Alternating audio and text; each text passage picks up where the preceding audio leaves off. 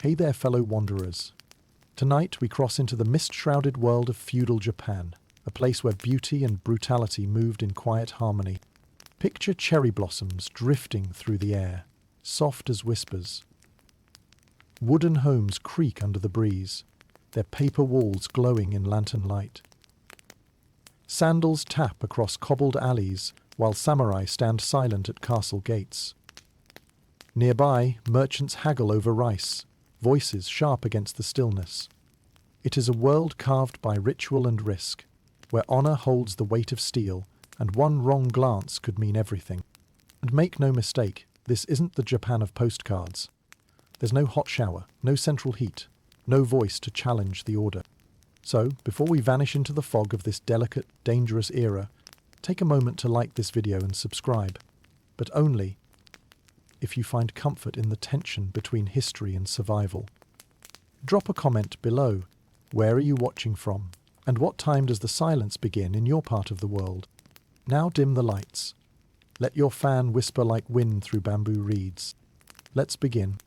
As you step further into this vibrant yet perilous past, the first thing to strike you is the bustling cityscape of towns like Edo, now known as Tokyo. The streets are lively, filled with vendors peddling goods, and citizens dressed in cotton kimonos of deep indigo, silently nodding to one another in greeting.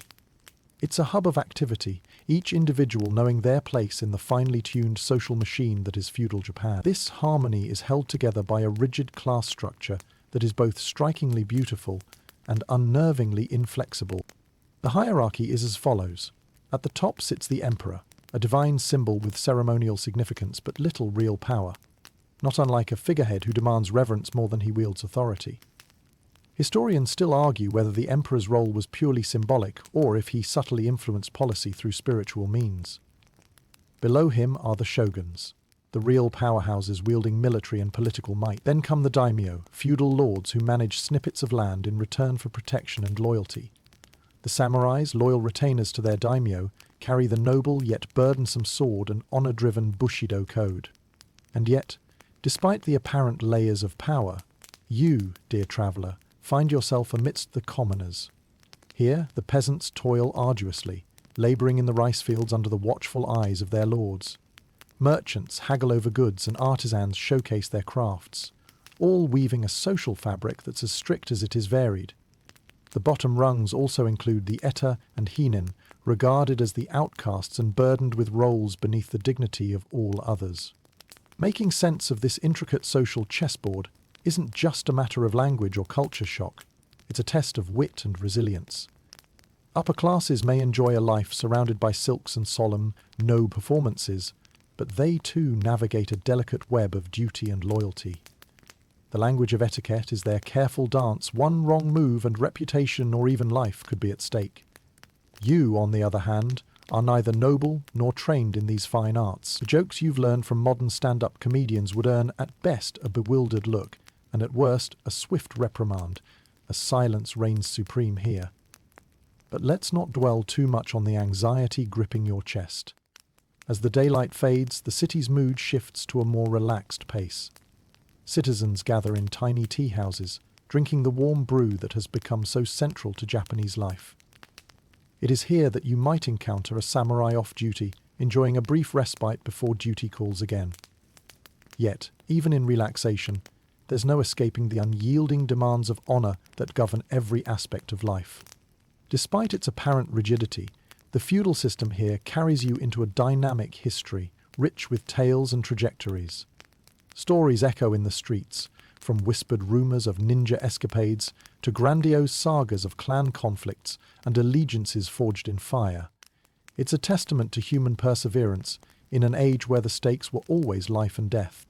Now that you've stepped into this world, like a leaf caught in a stream, you'll float along pathways lined with vibrant history, stunning artistry, and endless perils.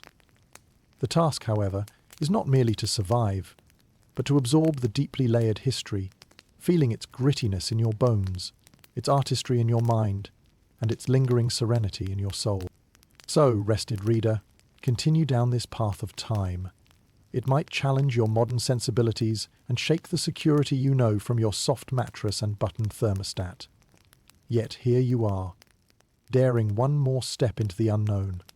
Hold on tight to this flicker of curiosity as we drift into deeper waters, uncovering the marvel and melancholy of a world long etched in time. As you progress through the alleys of feudal Japan, the intensity of daily life becomes palpable.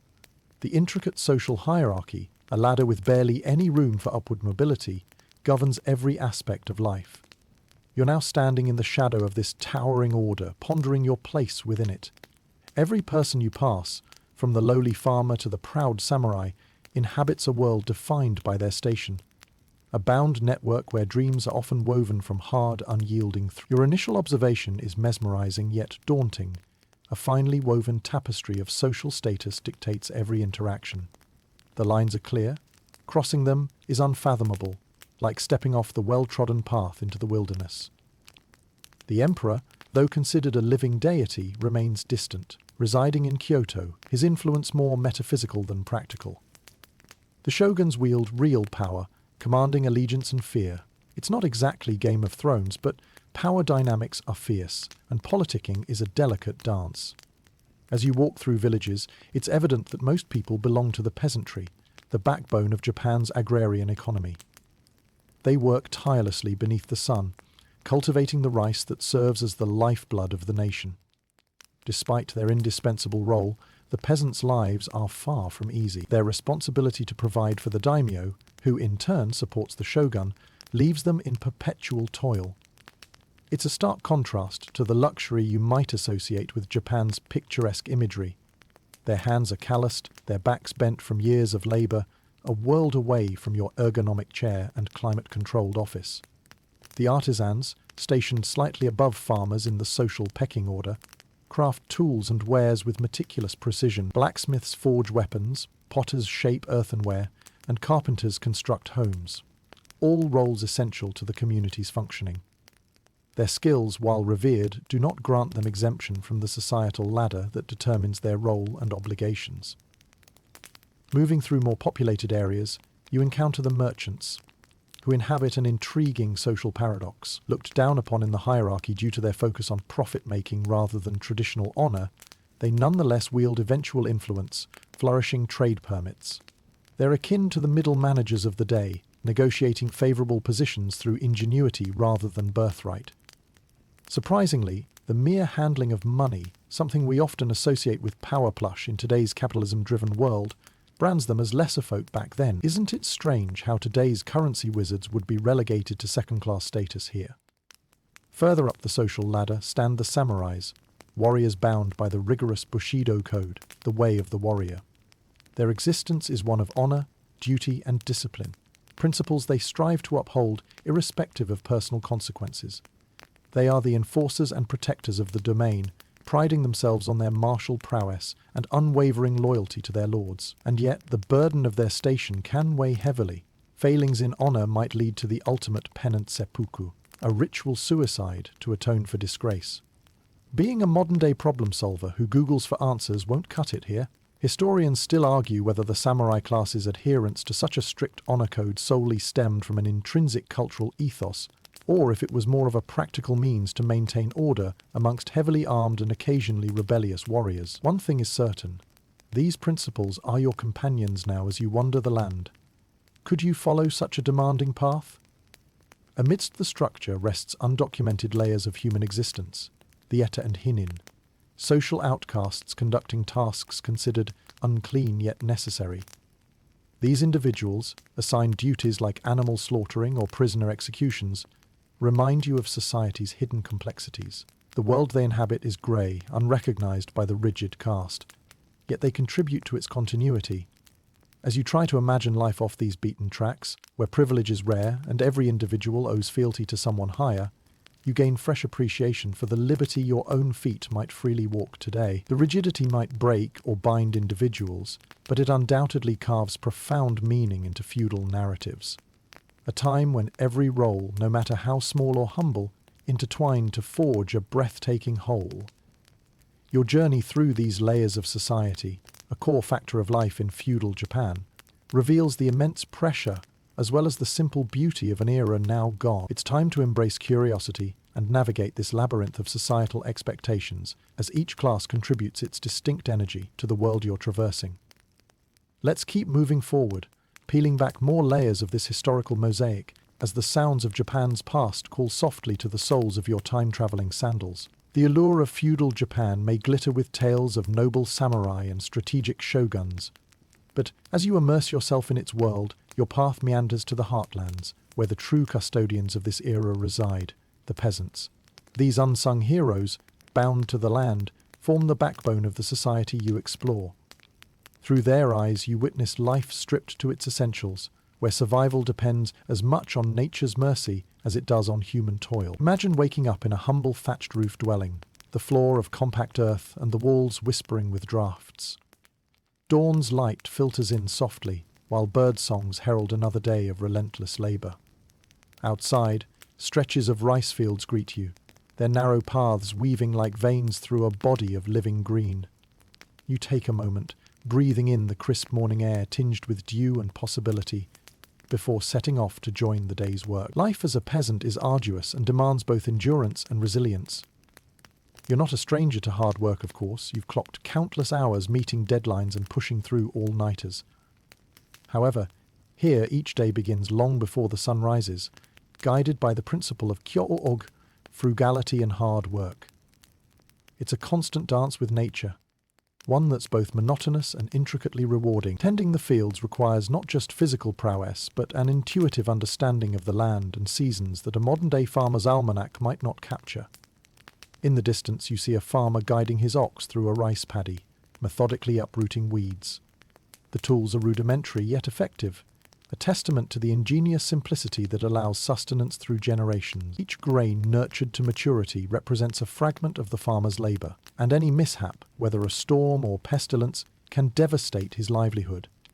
Their work is a testament to the unshakable bond between the people and the passage of seasons. Celebrations such as the Otawe festival honor rice planting's significance, with villagers sharing hopes and prayers for a bountiful harvest. Such occasions provide rare opportunities for respite and festivity, adding subtle harmony to an otherwise unrelenting existence. But there's more lurking beneath this pastoral veneer. Taxes burden these farmers heavily, with dues paid not in the currency of today but in rice, their own harvest. Submitting this share to the daimyo is obligatory, a duty as regular as the sunrise. Yet, despite surrendering such precious bounty, the returns a promise of protection from the ruling warriors seem distant at best, a pledge that carries as much weight as a fig leaf shielding from winter winds. And then, as you sweat alongside your newfound peers, you catch wind of the rarer stories, those of revolts and uprisings. Perhaps not as cinematic as the brave hearts standing against castles, yet these are tales of resistance against perceived injustices and extortionate taxes. Historians still argue whether these uprisings signify the early stirrings of a class consciousness that foreshadowed Japan's later transformations, or if they are simply spontaneous eruptions of strain. Whichever way you examine them, these stories highlight the complex dynamics woven into everyday life. As you toil, distant laughter floats on the air, lifting spirits amidst the sweat and mud. These moments of camaraderie are threads of gold spun into their lives, shimmering islands in an ocean of routine. Light-hearted jokes and stories shared among villagers act as the glue binding them together, building a community that thrives on mutual support and shared hardship. Humor, whether in jesting at the antics of farm animals or the teasing banter over who labors the hardest, offers an escape, not unlike catching up on the latest memes during your coffee breaks. By evening, the sun bows out, painting the sky in colors vivid and magic.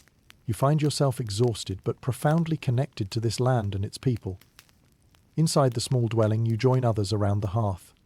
A simple meal of rice and pickled vegetables awaits, and as the night settles in, there's an almost sacred peace to the place.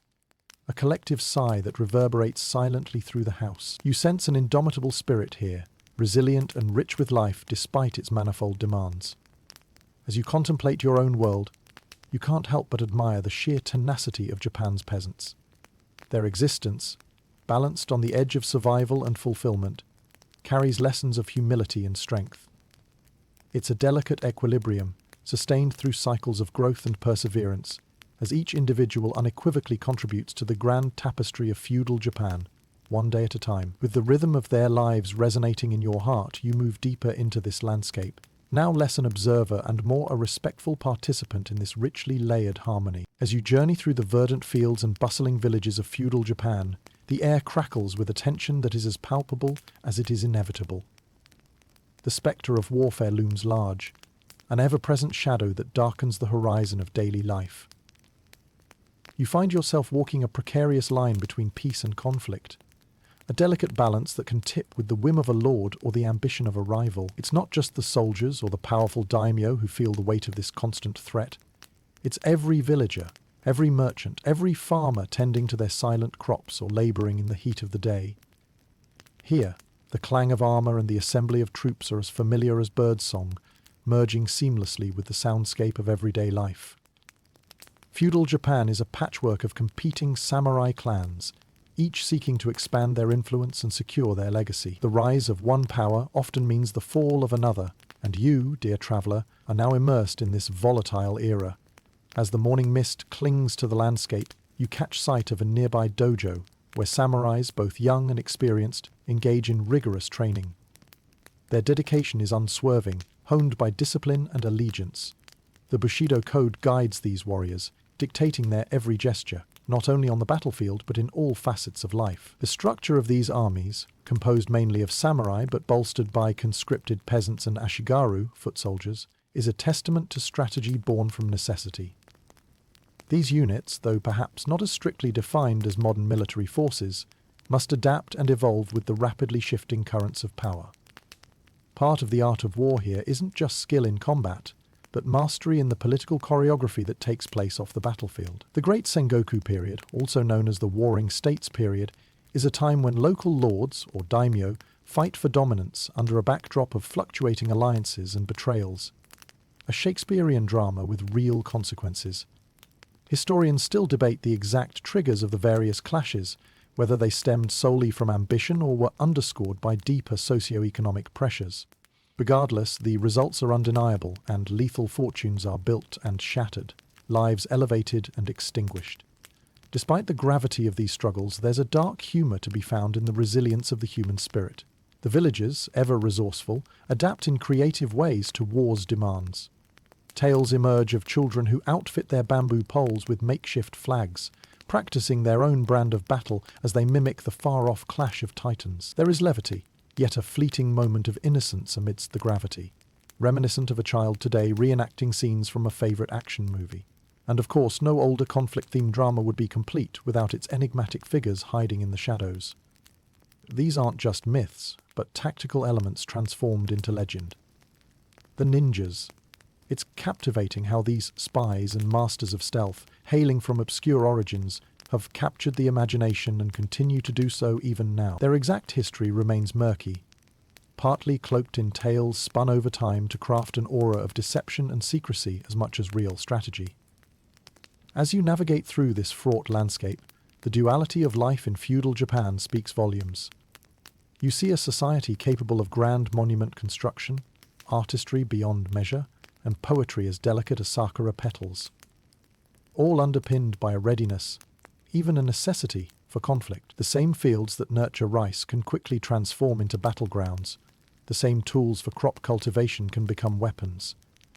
By the time dusk descends, your journey has taken you through an intricate tapestry of conflict and cohesion. The setting sun casts the sky in hues of orange and pink, and the cicadas begin their twilight chorus. The village's lullabies settle upon the land as everyone prepares for another night amidst the uncertainties of this fractured, yet fiercely beautiful period.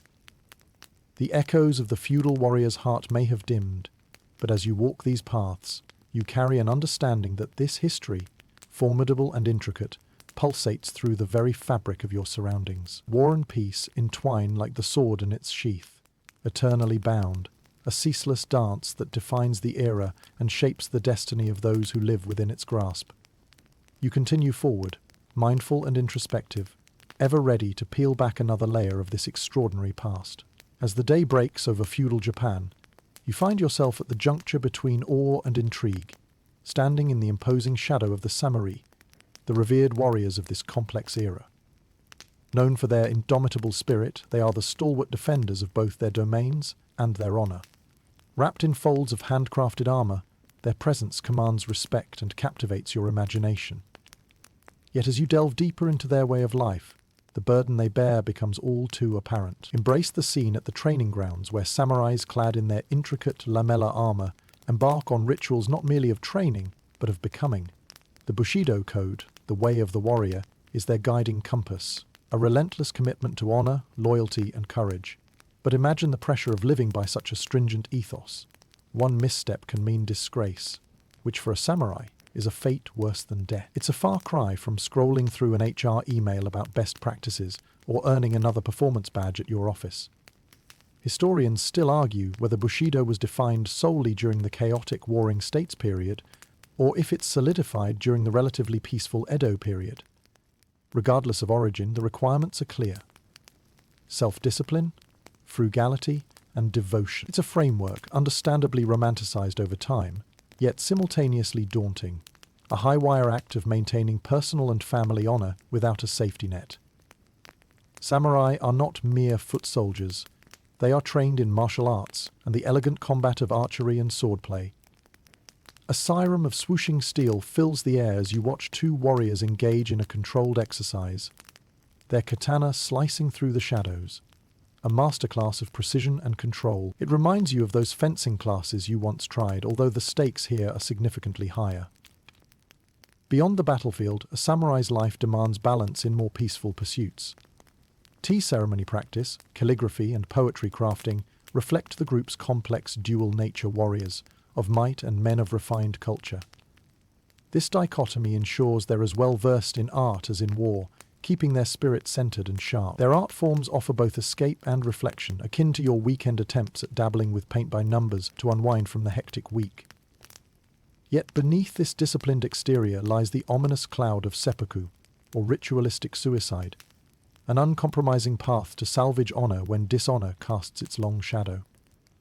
It's not merely an act of desperation, but a profound statement, a last stand of principled defiance. Imagine every moral or social code you live by today and multiply its weight 100-fold.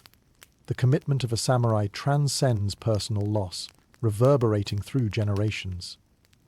The samurai ethos extends beyond the individual, weaving a legacy that fortifies the foundations of the clans they serve.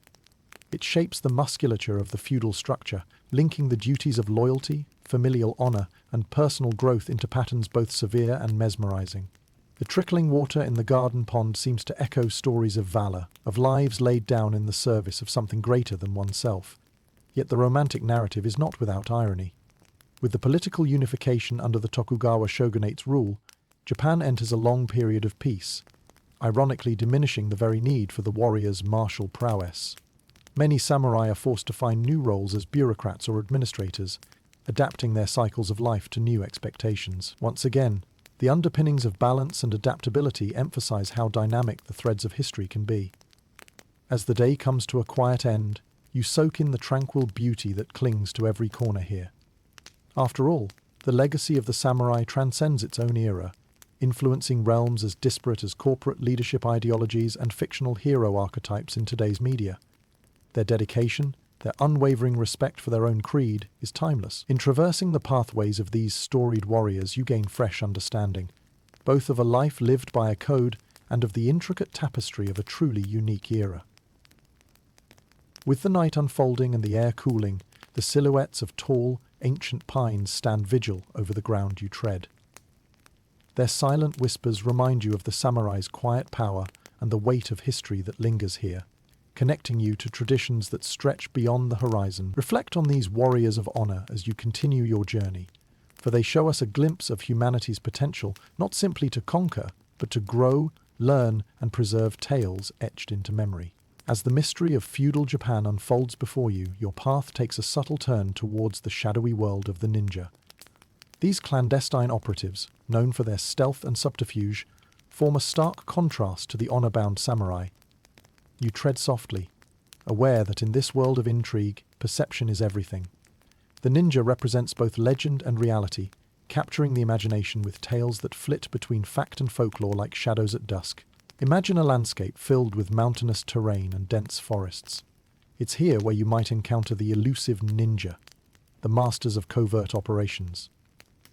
While samurais operate in the open, with clear codes and duties, ninjas, or shinobi, excel in deception and subversion.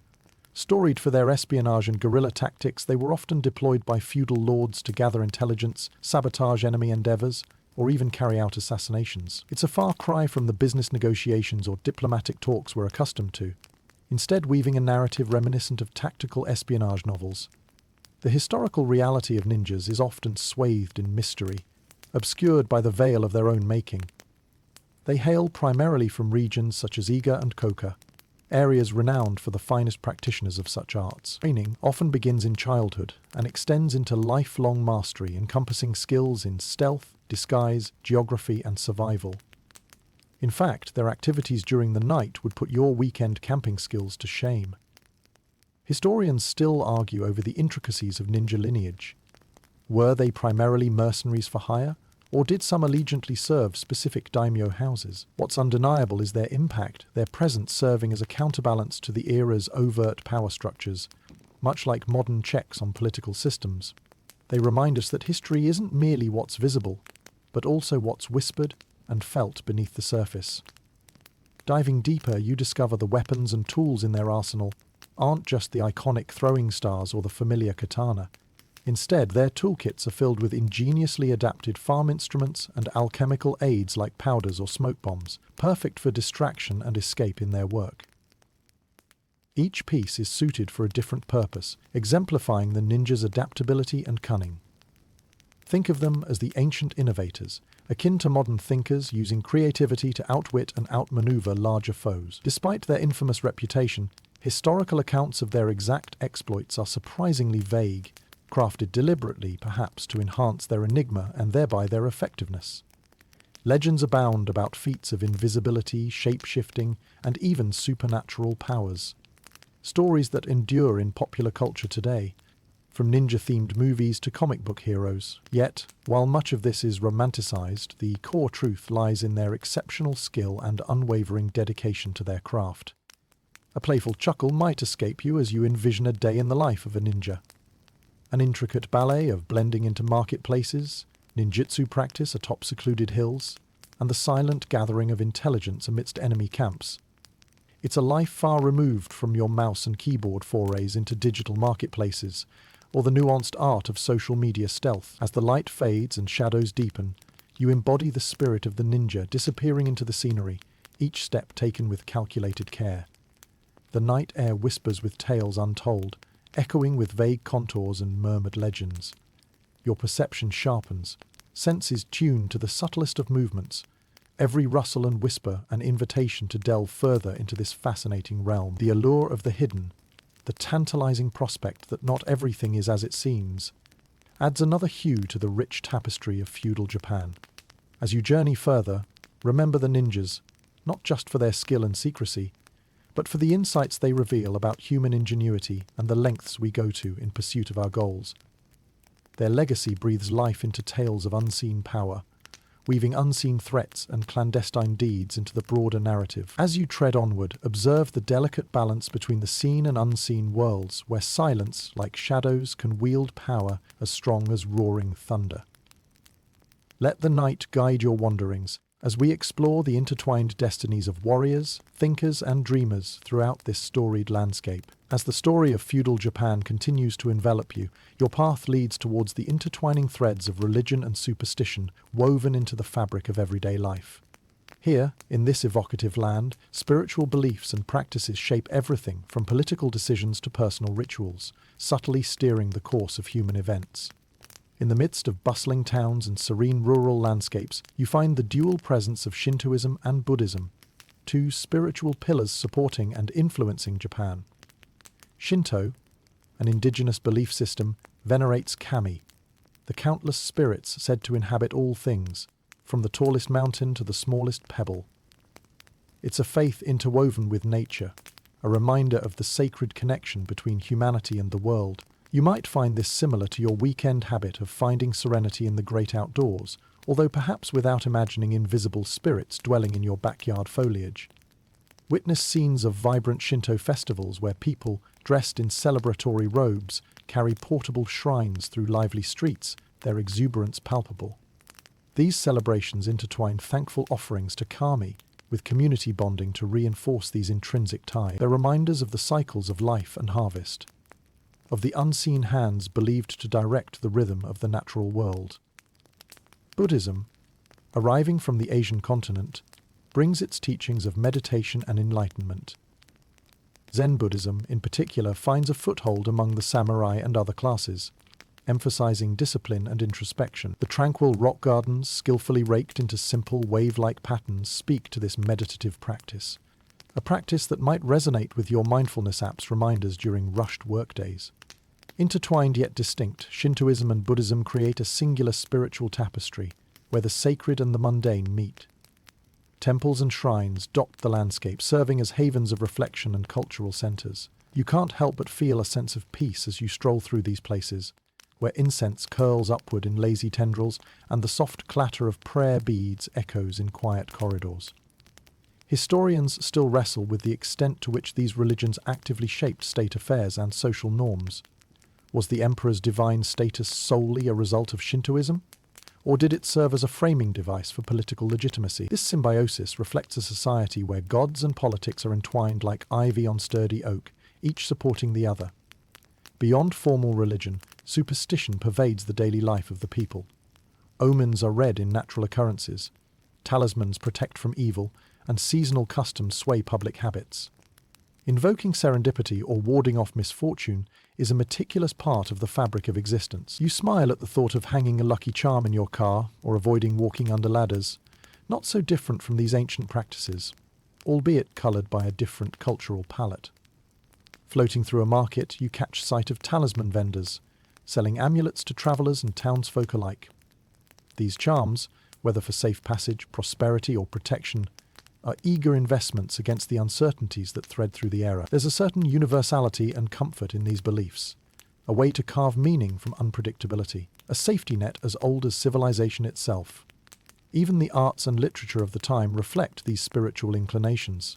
You catch whispers of no performances, traditional plays where actors in ethereal masks channel spirits and emotions, crafting stories that echo human experiences from mundane to divine. It's humanity speaking through creativity, much as an art gallery might display modern expressions on existential currents today.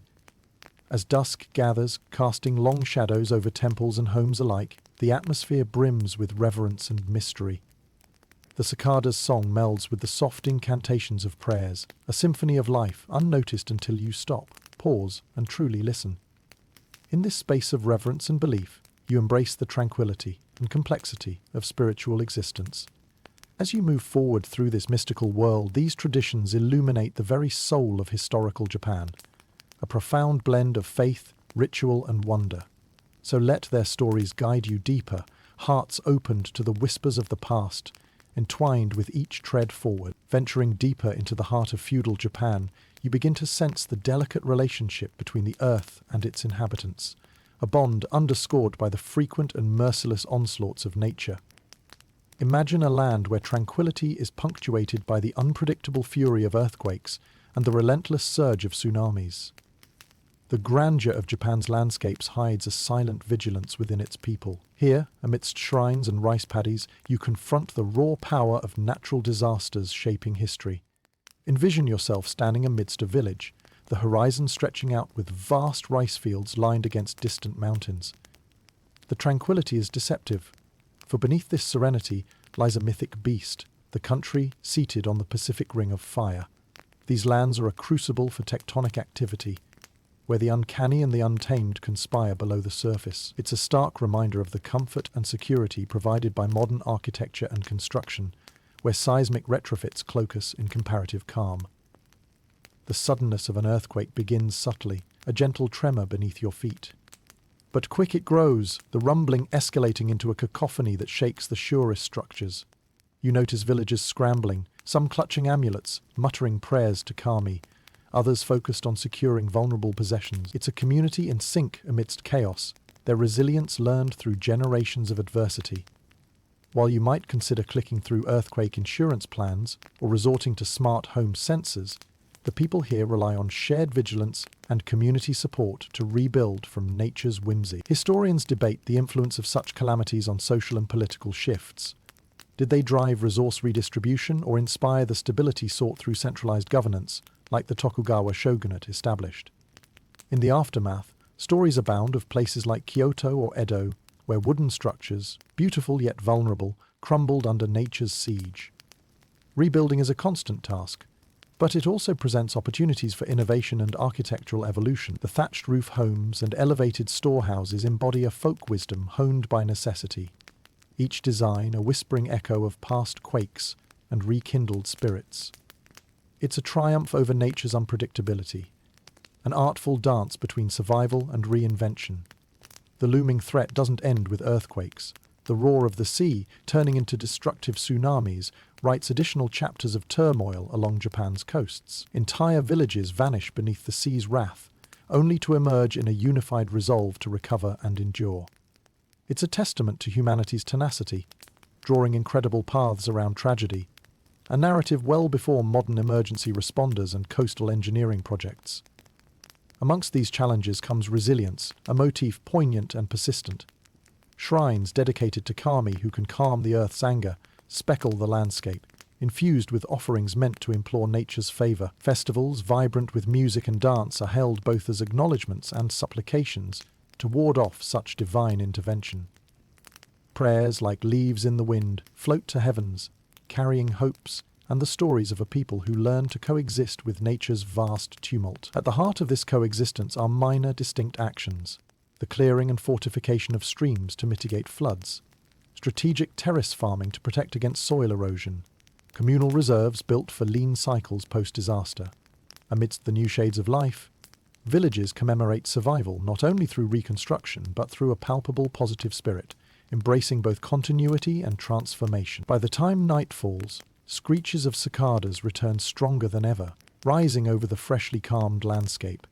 Such resilience not only defines survival here, but carves a legacy, a testament to adaptability that flourishes under duress. The stories of villages lost and reborn, the people standing unbowed before the land's fury, trace the contours of Japan's history, echoing tales of strength, hope, and renewal against overwhelming odds. As you move further into this world, the resilience witness spurs reflection on the delicate balances of humanity within your own existence. The dynamic dance between the known and unforeseen, the constructed and natural, a journey guided not only by human hands, but also by the sway and whimsy of the earth beneath you.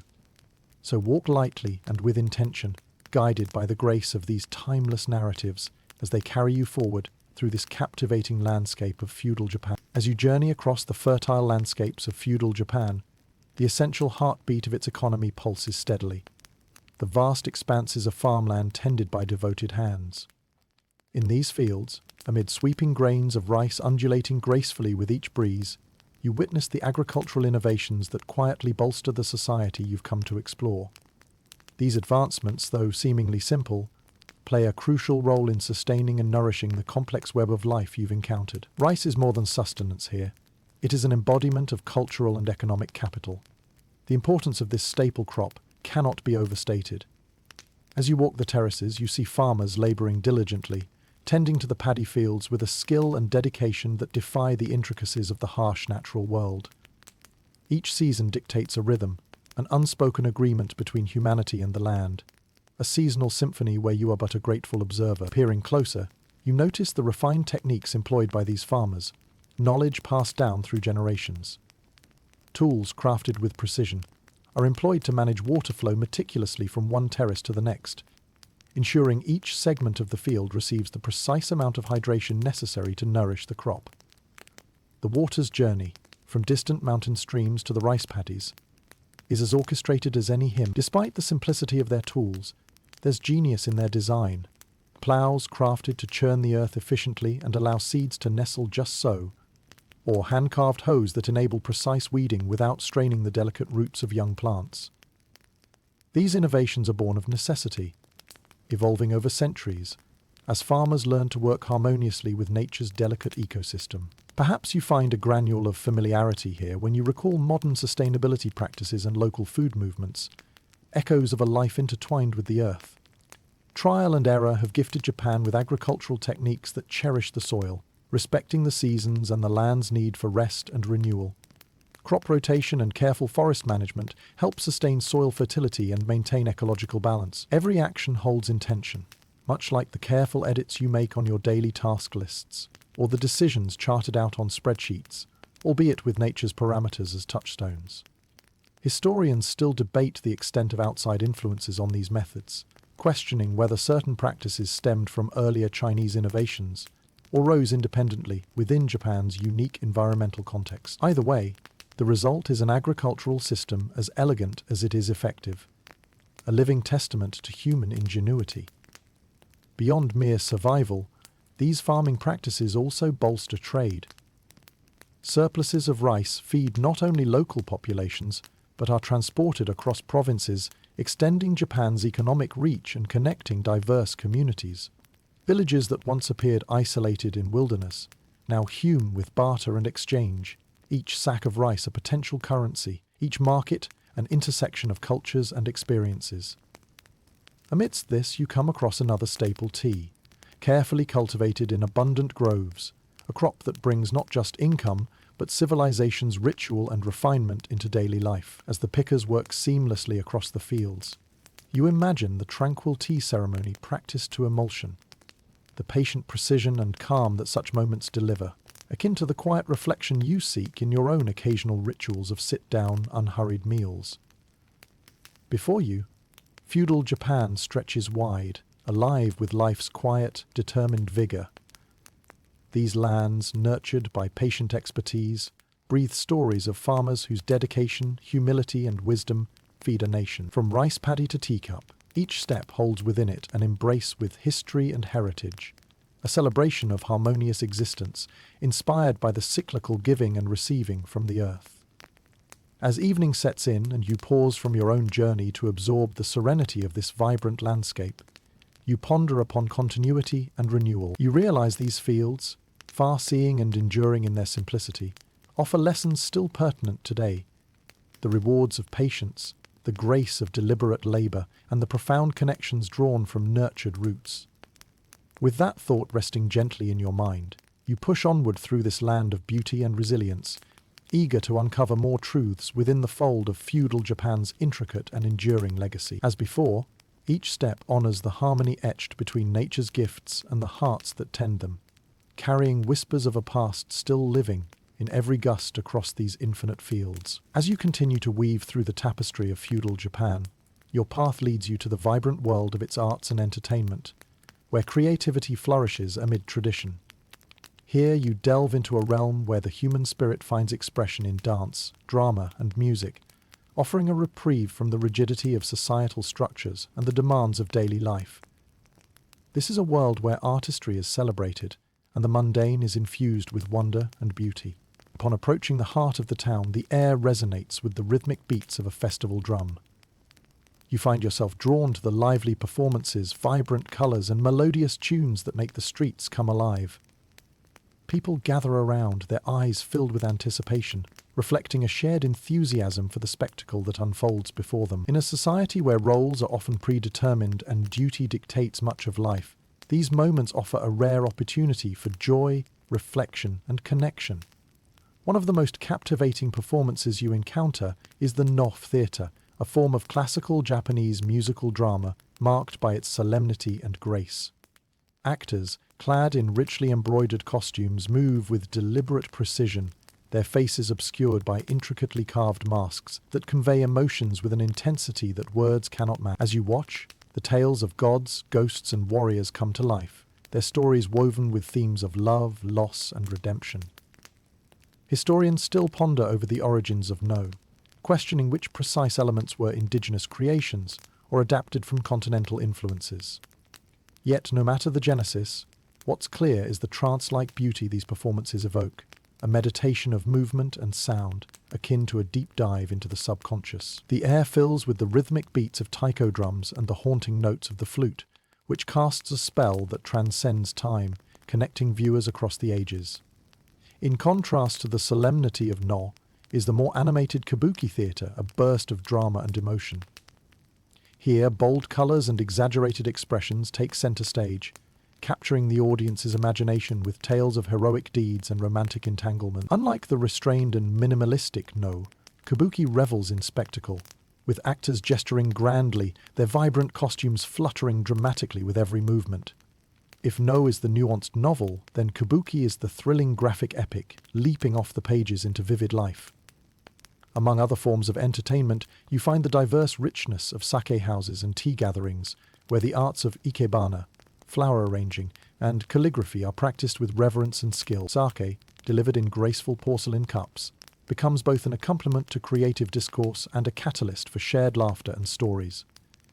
These gatherings mirror the intimate dinners or lively parties you may host, where conversation flows as freely as the spirits served, a toast to human connection and communal bonds.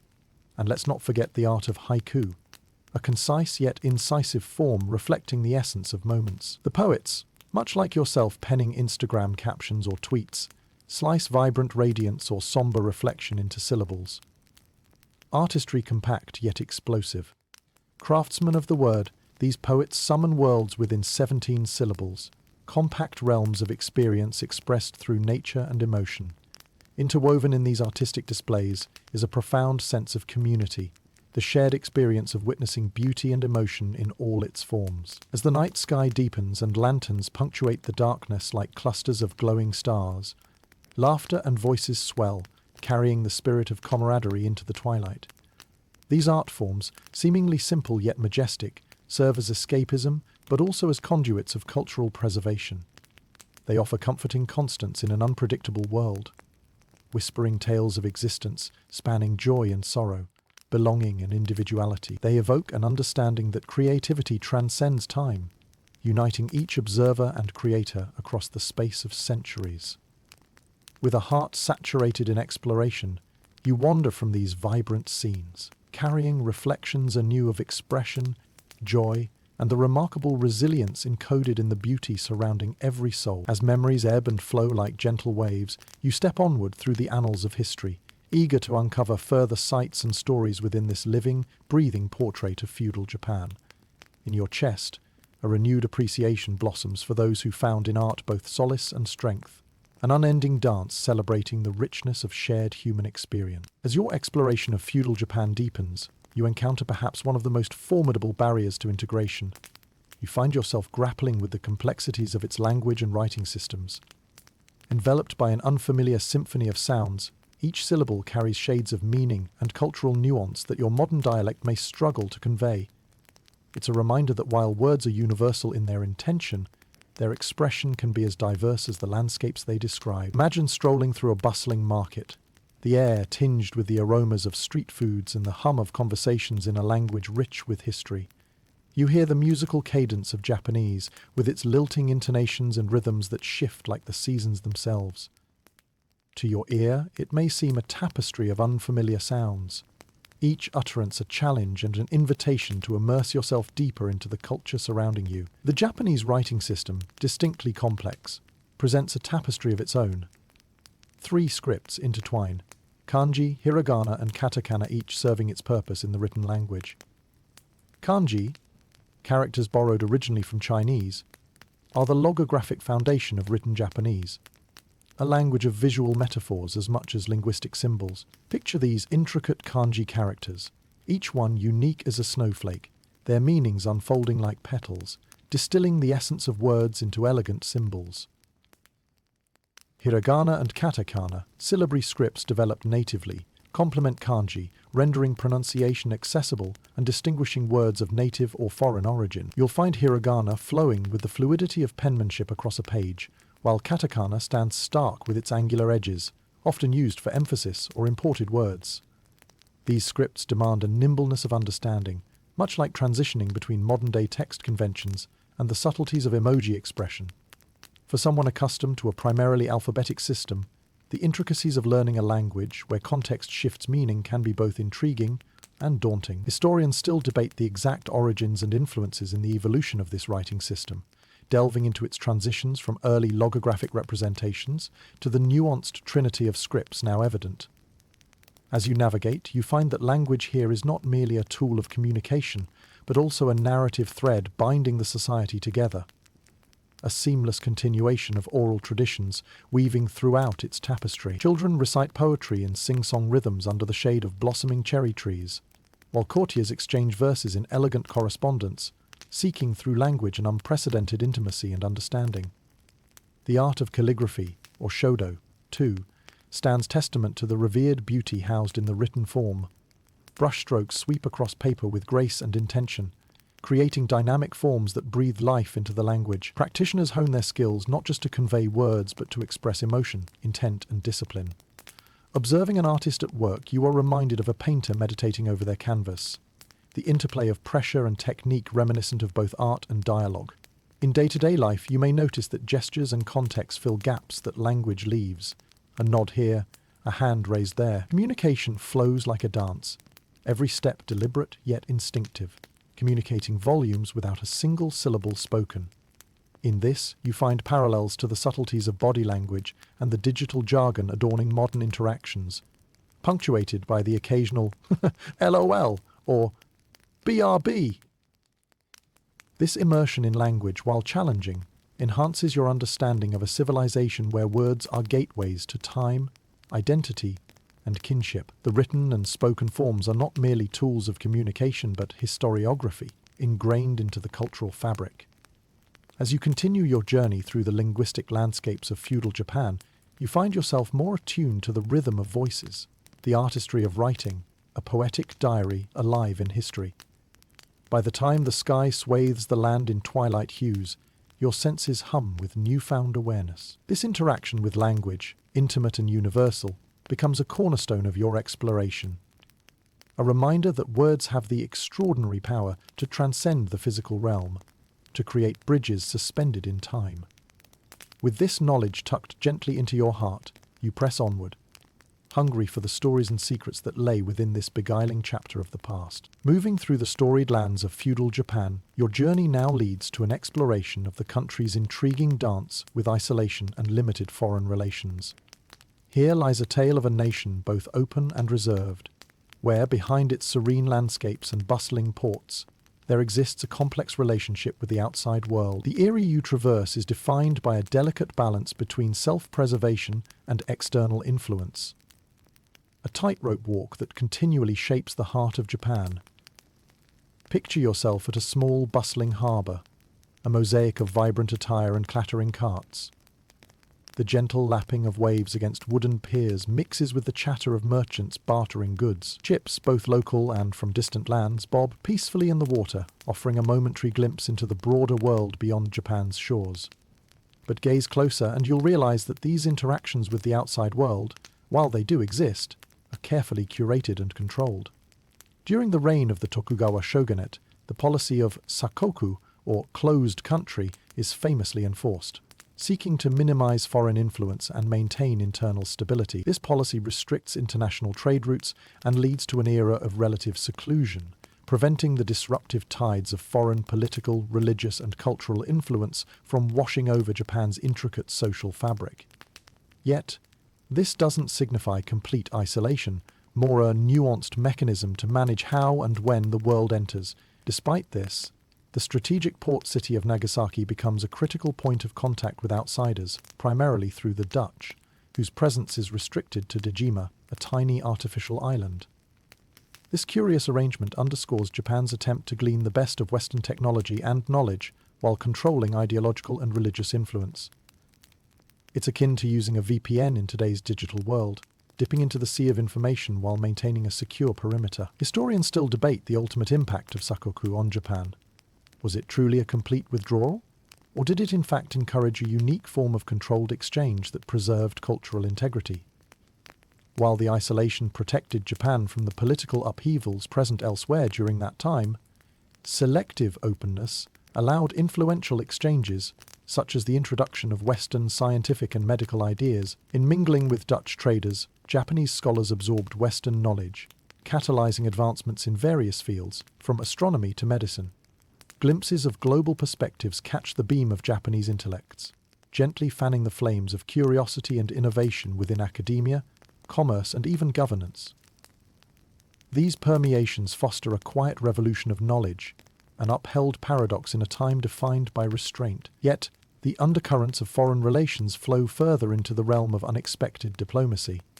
The shogunate's policies manage foreign grassroots activities, such as Portuguese missionaries spreading Christianity, whose activities eventually result in conflict. The suppression of Christianity, deemed as a threat to both cultural and political stability, shifts the religious landscape. These actions, while harsh, illuminate the adaptive strategies employed by leaders seeking to maintain control over Japan's identity. As you wander through the landscapes influenced by these policies, the artistic and scientific shifts inspired by this cautious exchange paint the era with strokes of creativity and insight. You observe the integration of Western artistic techniques into traditional Japanese work, a melding of styles that bears testament to the selective openness that bubbles beneath the surface of closed borders. This narrative of controlled interaction comes to a head as dusk settles upon the harbour. The silhouette of distant sails fades against the horizon, shadows entwining with your penumbral thoughts. Here lies a poignant reflection of a nation that chose its encounters deliberately, ensuring that each step into the vastness of the world beyond remained inherently its own. It's a tale of sovereignty, preserving the soul of a land while allowing the brushstrokes of external influence to colour its future. As you leave the harbour behind, this intricate dance of Sakoku stays with you, a reminder of the interplay between isolation and openness, an exploration into how a nation shapes its path through the confluence of choice and necessity. Your journey continues, propelled by the anticipation of further insight into the lives and legacies inscribed across this culturally rich and historically profound landscape. As your immersive journey through feudal Japan continues, you find yourself drawn into the complex and often challenging world of women during this era. Here, amidst the lush foliage and bustling towns, the delicate threads of gender roles and expectations weave a tapestry that is both intricate and restrictive. In the traditional society of feudal Japan, women navigate a landscape defined by duty, resilience, and an unwavering spirit that often goes unsung. Picture a quiet village at the break of dawn, where the mist drapes itself over rooftops like a gentle veil. Within these homes, women rise to begin their day, unveiling a realm of responsibilities that govern their lives. From the nobility to the peasants, a woman's role is often framed by familial obligations and socio-cultural norms, a testament to the era's deeply hierarchical values. Within the samurai class, women primarily uphold the household, managing affairs while their husbands are away in service. Despite the constraints of societal expectations, these women are sometimes trained in the art of naginata, a weapon preferred by them for its reach and agility, a means to defend their homes and families when necessary. This dual role, caretaker and defender, illustrates the complex interplay between vulnerability and strength. Much like the modern multitasker juggling work emails and family life, the concept of onabuga geisha, female warriors who stand ready to protect their families and honor, while celebrated in modern storytelling, was not as widespread as one might imagine. Historians still argue over the extent of their participation in martial roles, with influence likely varying from region to region. Nonetheless, this notion captivates, painting a picture of unwavering determination and tenacity. Meanwhile, women in the merchant class partake in the family trade, deftly managing shops and finances, ensuring not only survival but prosperity. Beneath these layers of duties lies an unvoiced power. While officially excluded from political decisions, these women shape the economic dynamics of their communities. It stirs echoes of women in today's entrepreneurial landscapes, steering ventures with acuity and insight, defying outdated notions of what defines a leader. In the art world, women find a voice, often through poetry and literature.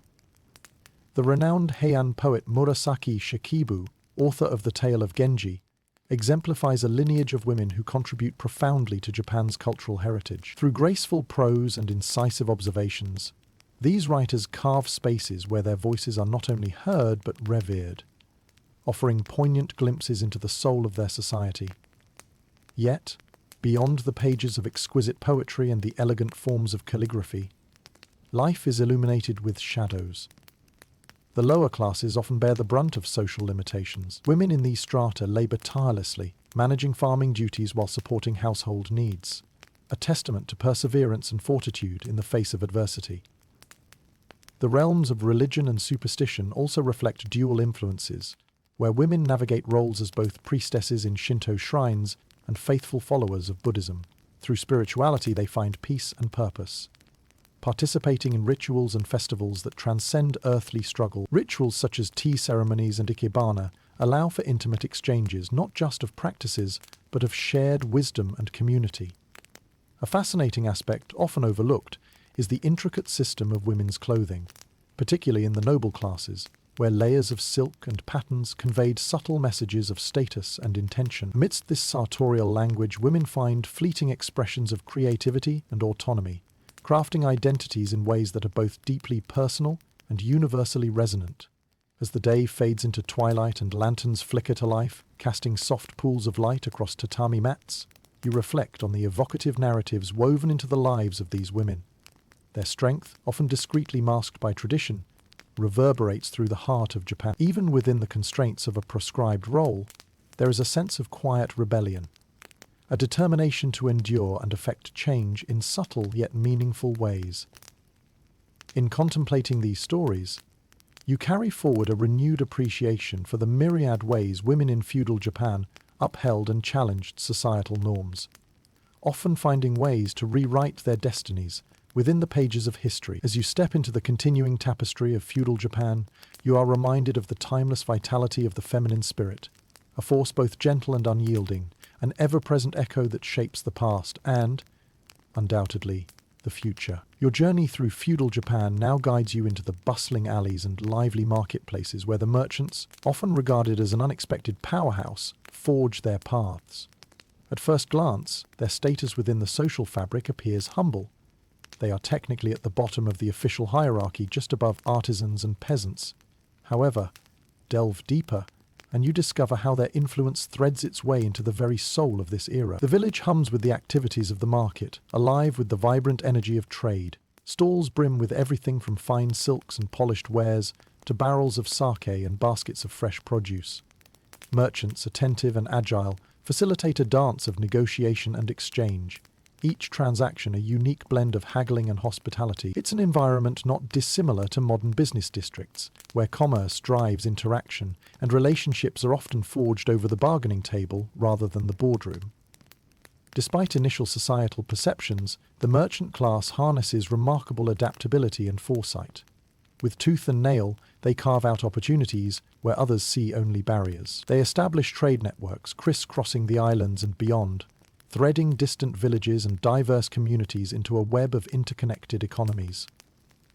This is an early form of globalization, a precursor to the supply chains you might find sketched on whiteboards in today's logistics planning meetings.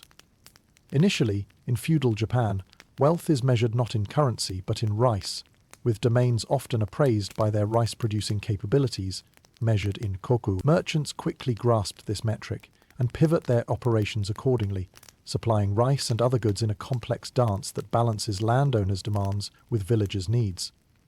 They evolve into pivotal figures, slowly shifting perceptions, a subtle narrative of skill turning into influence, reminiscent of today's disruptive thinkers who redefine business models. Historians still debate whether merchants contributed to the destabilization of traditional feudal hierarchies by seeding economic shifts that inadvertently empowered new approaches to governance. Regardless, what emerges is a narrative of perseverance and ingenuity that slowly carves out more substantial roles. With wealth comes the ability to sponsor art, architecture, and even influence political decisions, transforming humble traders into patrons and fixtures in the sophisticated cultural landscape. As you wander through these markets, a particular narrative emerges. Merchants as bridges, channels through which knowledge and culture pass. The vibrant textiles they import are patterned with designs from distant lands. Exotic spices infuse local dishes with an international flair. Every piece of traded goods carries not just economic value, but stories that expand the finite borders of the islands into a much broader world of possibilities. Beyond material transactions, these merchants engage in an intellectual exchange, facilitating the transmission of ideas and knowledge. Scrolls and books too find their way through these networks, and in doing so they inspire cross-cultural learning. It's an echo of the information highways of today, where data traverses digital lanes to share innovation and insight across the globe. Amidst these exchanges, stereotypes of merchants shift.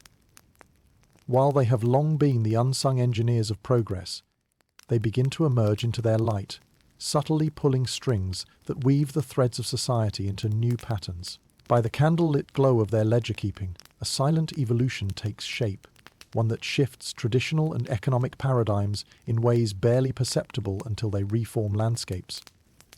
When the sun begins to set, casting a golden glow across the bustling streets, you reflect on the merchant's journey from shadowed figures shuttling goods to power players influencing culture and economy. Their tale speaks of the human desire to innovate and the relentless pursuit of better, more adaptive futures. Your exploration of the merchant's role in feudal Japan serves as a powerful reminder that beneath the veneer of status lie intricate layers capable of redefining the entire social framework. From humble stalls to geopolitical influences, they remind us that quiet persistence, adaptability, and the audacity to zag when others zig hold potential to reshape an entire era. As you continue onward, you carry with you the knowledge of their invisible threads woven deep into Japan's cultural and economic fabric. Threads that continue to shimmer with possibility in the grand tapestry unfurling before you. With anticipation and curiosity urging you forward, embrace the stories yet to be told. A tribute to the past acts and modern echoes that continue to thrive across this compelling landscape. As you journey deeper into the heart of feudal Japan, you find yourself drawn into the complex political evolution that marks this era. It is a time defined by a massive shift in power, a transformation from the rule of the emperor to the rise of the shogunate. This seismic change not only alters the course of governance, but also reshapes the social and cultural landscape, heralding an era of both turmoil and unification. Imagine standing within the bustling court of Kyoto, where, traditionally, the emperor was revered as a divine figurehead. The city pulses with a dignified energy, the air thick with the ceremonial solemnity that marks the emperor's court. Yet, for all the pageantry and reverence, you sense that the emperor's power has become purely symbolic, more culturally significant than politically effective. Much like a modern monarch's role in ceremonial traditions without direct governance, power truly shifts to the hands of the shogunate, a new military government that takes root under the aegis of the Shogunate Japan's supreme military leader. This transition begins in earnest during the late 12th century, when Minamoto no Yoritomo, a charismatic and powerful military commander, establishes the first shogunate in Kamakura. His clever consolidation of power sets the stage for centuries of military rule that will shape the nation's destiny. The shoguns emerge not just as leaders, but as stewards of national stability, their authority resting on military prowess and strategic alliances. The establishment of the shogunate is a masterclass in political evolution, a blend of genius and circumstance that sees military leaders exercising real control while allowing the emperor to remain outwardly revered. Some historians still debate the driving factors behind this transition, questioning whether it was a move purely of political pragmatism or whether external influences, such as continental pressures or internal strife, accelerated the rise of the shogunate. What remains clear is the profound and lasting impact this system of governance imparts to the fabric of feudal Japan. In travelling through this time, you might attend a key component of the shogunate's operation, an assembly of daimyo, or regional lords. These powerful figures pledge loyalty to the shogun and manage vast parcels of land dotted across Japan. It's a delegation of power akin to a massive board meeting, each lord asserting autonomy while remaining intricately tied to the central ideals of the shogunate. Their interactions and allegiances are often intricate webs of negotiation, akin to modern political cabinets or corporate alliances, where balance is maintained through carefully crafted agreements and occasional maneuvering. The stability provided by the shogunate allows for security within the nation's borders, facilitating cultural, artistic, and economic advancements previously hindered by factional disputes. Cities bloom with bustling activity, arts flourish under the patronage of newly empowered courts, and Japan enters a phase of relative peace and prosperity. This stability, a stark contrast to the warfare that previously plagued the nation, enhances trade routes and local economies, allowing merchants and commoners alike to experience a semblance of progress. In the private chambers of the shogunate, decisions are made that echo through each layer of society, decisions that influence everything from agriculture to military strategy. By learning from foreign influences without succumbing to them, the shogunate creates a uniquely Japanese form of governance, one that would direct the nation's course for centuries to come. Yet, for all its successes, the shogunate system is not without challenges. Internal rivalries occasionally flare like sparks threatening to ignite larger fires. At times, the system's centralized power finds itself tested by ambitious daimyo or unforeseen catastrophes. But, like a skilled sailor navigating stormy seas, the shogunate adapts, refines its strategies, and emerges into consistently calmer waters, its very resilience reinforcing its continued authority. As shadows lengthen across the land, you are left musing on the threads woven into the rise of the shogunate, a narrative of strategy, necessity, and adaptation. Its legacy shapes the contours of both past and present, carving a foundational piece of Japan's complex identity. With the sun setting and the air cooling once more, your journey resumes, enriched by the lessons learned from a system that weathered several centuries. Bearing witness to times of peace as well as struggle, walk forward, eager for the stories yet to come. Stories that carve pathways not only through time and place, but through the nuanced human experience intrinsic to feudal Japan's enduring tapestry. As your exploration of feudal Japan continues, the evolution of weapons and warfare beckons your attention. Here, in the arenas of martial prowess and strategic innovation, the tools and tactics of battle evolve in tandem with the shifting landscapes of power and influence. It's a realm where the sword is not only an object, but an extension of the warrior's soul, a dance of life and death played out on the vast stage of history. Picture yourself standing on the edge of a training ground, where the clang of steel echoes through the air. Samurai, ever the embodiment of Bushido, engage in rigorous practice, their katanas slicing with precision through the morning mist. The katana, revered for its sharpness and strength, is more than a mere weapon. It's a symbol of the samurai's status and honor. Forged through the expertise of skillful artisans, each blade is crafted with meticulous attention, ensuring it can withstand the rigor of battle while remaining a work of art. It's a stark contrast to the mass-produced items of today, where the uniqueness of handcrafted precision meets the demands of relentless discipline. The katana's curved form is not just aesthetically pleasing, but increases its efficiency in combat, permitting swift, fluid motions that allow the samurai to strike and defend with equal grace and lethality. Historians still debate the precise origins of the katana's unique design, questioning whether its evolution was driven by encounters with foreign weaponry or simply an innate innovation within Japanese metallurgy. What is undisputed is its legacy, a masterwork that defines both the era and those destined to wield it. Yet the katana is only the most renowned of a range of weaponry adopted and adapted by the samurai. Bows, yumi, spears, yari, and later, firearms introduced by Portuguese traders contribute to a diverse arsenal that shapes strategic approaches on the battlefield. The samurai's proficiency with the yumi is legendary, their archery skills honed from horseback demanding the balance and precision akin to a rhythmic gymnast performing on a precarious stage. With the advent of firearms in the 16th century, brought by the Portuguese and quickly adopted into Japanese warfare, the landscape of battle shifts dramatically. Matchlock muskets, known as tanegashima, become pivotal in altering combat's trajectory. You can imagine the deafening roar of these muskets, disrupting the previously ritualistic clashes of sword and arrow. It's reminiscent of the seismic technological shifts in modern warfare, where innovation dictates dominance, steering tides and redefining strategy. Within this martial tapestry lies not only weaponry, but tactics honed through centuries. Strategies forged in countless skirmishes adapt to incorporate new technologies, resulting in dynamic battle formations and maneuvers that determine fates contested on vast fields. The Sengoku period is characterized by churning allegiances and venerable battles, leading clan leaders to adopt innovations quickly, a pursuit akin to the competitive races in technology sectors, where adaptation often spells survival. Yet with innovation comes an undercurrent of irony. The peace ushered in by the Tokugawa shogunate gradually diminishes the samurai's martial role, redirecting warriors towards roles as bureaucrats or administrators. This peacetime shift cultivates a refinement of martial arts as pathways to self-discipline and mindfulness, rather than merely battle readiness. The Budo disciplines that transcend physicality, influencing art and philosophy alike. As evening descends, the sun casting lingering shadows against the path you tread, you pause in contemplation. The story of weaponry and warfare isn't just a narrative of conflict, but one of evolution, reflection, and balance. The quest for mastery, whether on the battlefield or within oneself, remains a poignant reminder of the human spirit's tenacity.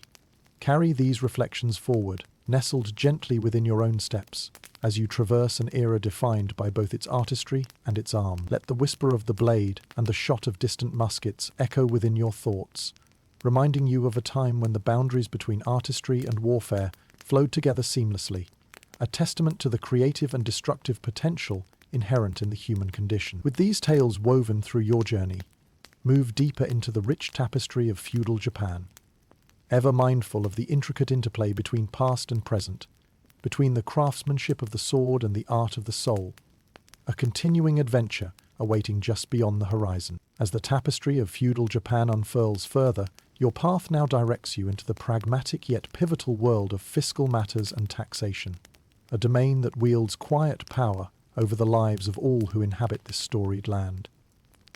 Here, you witness the intricacies of an economy built on rice rather than money, a distinct system where the flow of wealth and resources shapes both societal structure and daily existence. Imagine standing at the threshold of a bustling granary, where workers labor diligently, bagging rice to be assessed and distributed. Rice is not merely sustenance. It is the lifeblood of the economy and the currency that underpins Japan's fiscal system during this period. It serves as a measure of wealth and a vehicle for taxes, a stark contrast to the coinage and digital transactions that define modern economies. Understanding this is crucial, much like grasping the stock market intricacies in today's financial landscape. The rice tax, or nengu, is the binding thread of this economic structure. Land is evaluated based on its yield, with assessments made in koku, a unit representing the amount of rice necessary to feed one person for a year. From daimyo to peasants, each acre is meticulously appraised and everyone is accountable. It's a system that requires diligence and precision, much like managing your personal budget or deciphering complex financial portfolios. Every samurai, although revered in culture, relies on rice stipends distributed by their daimyo. These stipends sustain their households regardless of their prowess in battle, painting a picture of unexpected interdependence within the social order. Historians still argue over the efficiency of this barter-like economy, especially with its modern connotations. Pondering whether reliance on rice limited trade scope while decidedly fortifying local skills and resources, in parallel, you witness the meticulous records maintained by local officials, their ledgers a testament to their dedication, marking the ebb and flow of rice through the hands of peasants, merchants, and nobility alike. The nuances of the fiscal system force landowners to adeptly manage their estates, ensuring that the koku produced not only supports the ruler's ambitions but also stabilizes village life. This balance mirrors the logistical challenges faced by current supply chain managers, ensuring resources are maximized for both growth and sustainability. For the common peasant, this tax represents a dual-edged sword, intertwining sustenance with subjugation. They labor under the weight of this obligation, an ever-present backdrop to their agrarian life. And yet, amidst these pressures, a sense of community and resourcefulness emerges. Villagers coming together during harvest times, pooling efforts to meet demands and work the land in harmony. It's an echo of the cooperative movements today that aim for equitable distribution of wealth and responsibility. For merchants, navigating this rice economy demands astute negotiation and adaptability. As purveyors of goods and facilitators of trade, their fortunes often hinge on the fluctuations in rice values and availability. By leveraging their knowledge of market dynamics, they carve a niche out within the intricate intersections of commerce and culture. Akin to the modern entrepreneurs who innovate despite economic constraints, yet not all is serene within these fiscal waters. Periodically, crop failures or manipulative practices disrupt this delicate balance, inciting tensions ripe for uprisings or political intrigue. For those at the helm, maintaining equilibrium bears the challenge, akin to steering a vessel through treacherous seas, ensuring that external shocks do not sink the hull of calculated governance. As the skies dim with the evening's approach, you reflect on the system that sustains this era. The fiscal framework of feudal Japan, with its reliance on agricultural outputs, demonstrates an elegant yet often tenuous model of governance. Its legacies ripple through time, offering insight into the powers fueling both economy and society. Carry this knowledge forward, recognizing the interconnectedness of land and life, resilience and resourcefulness that pervades these regions. With a heart attuned to the rhythms of economy and culture, You walk on, eager to uncover yet more stories embedded within this grand narrative. Stories waiting just beyond the shadows, yearning for light. With each step, you thread deeper into the vibrant weave of history, your journey through feudal Japan ever unfolding, drawing you nearer to the vibrant and multifaceted heart of a past that continues to shape the present. As dawn heralds a new day on your journey through feudal Japan, you find yourself venturing into the pivotal domain of the rice economy, a cornerstone of the society you're exploring. This crucial crop serves purposes far beyond simple nourishment. It dictates social hierarchy, economic stability, and even political power.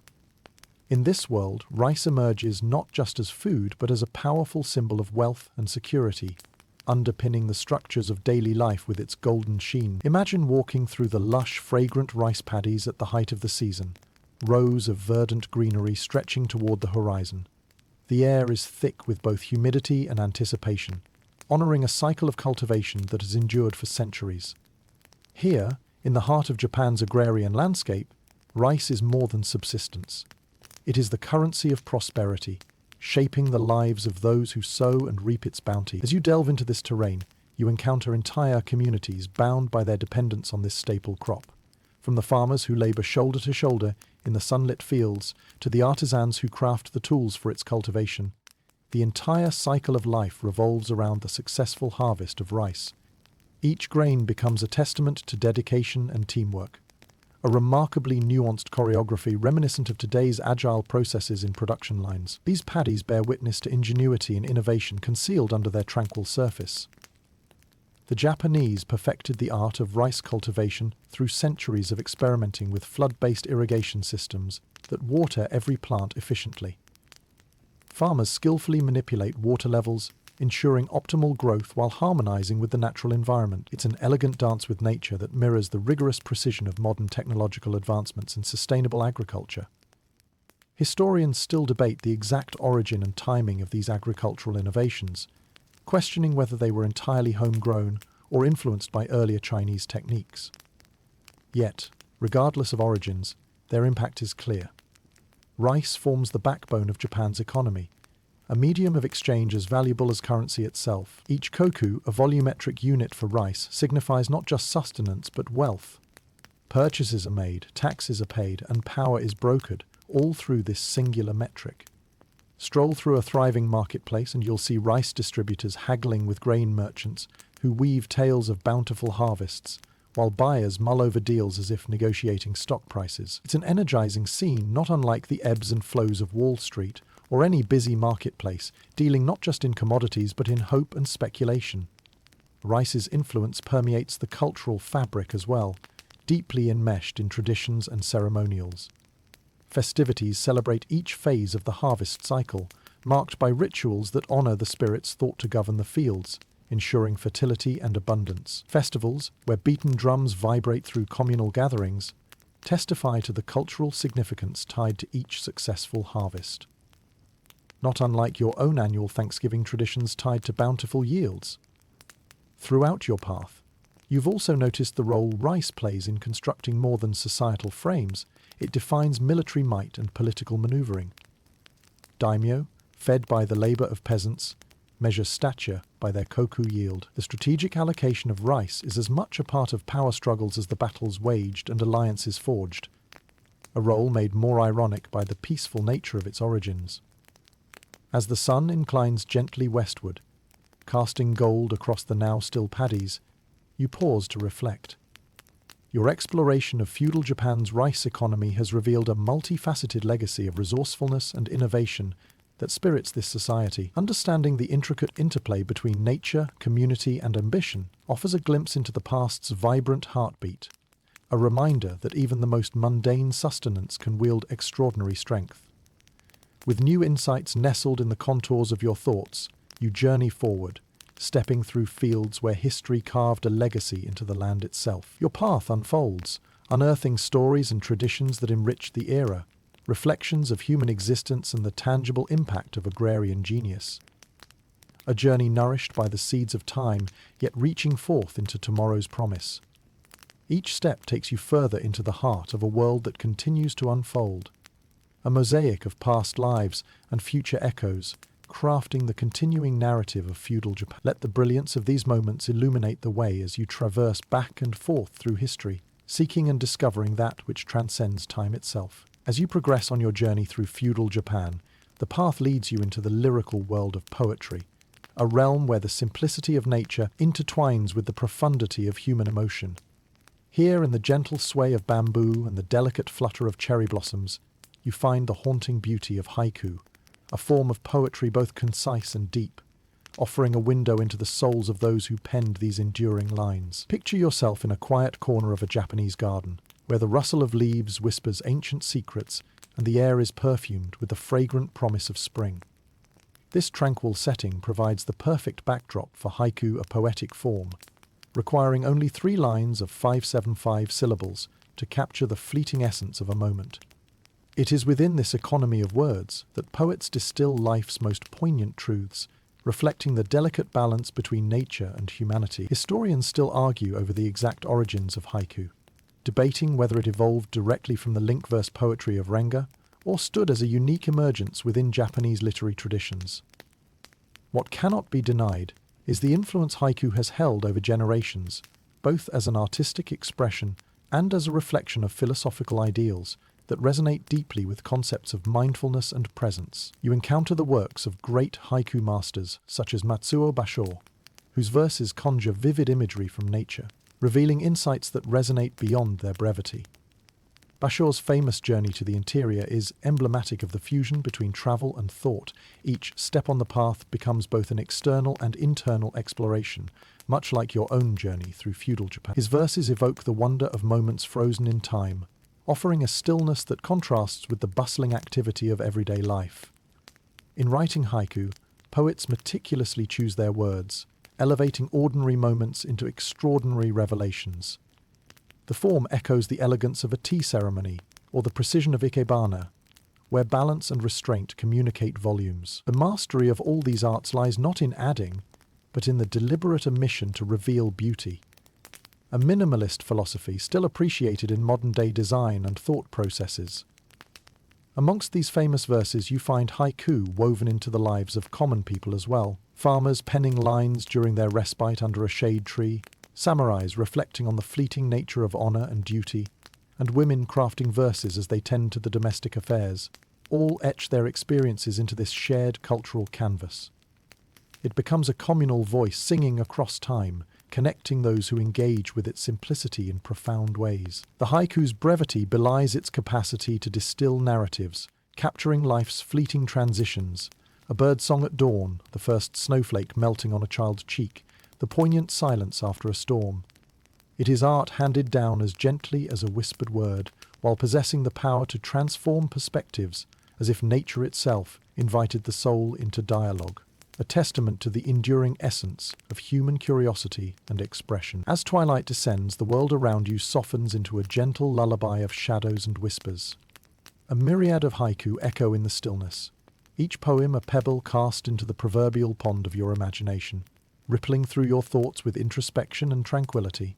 You realize that poetry here is not merely a written form, but a living, breathing engagement with the mysteries of existence, an introspective meditation on life's moments and emotions. With your soul enriched by the lyrical whispers of haiku, you carry these poetic lessons forward, a newfound appreciation for the art of capturing life's ethereal beauty in its ephemeral dance.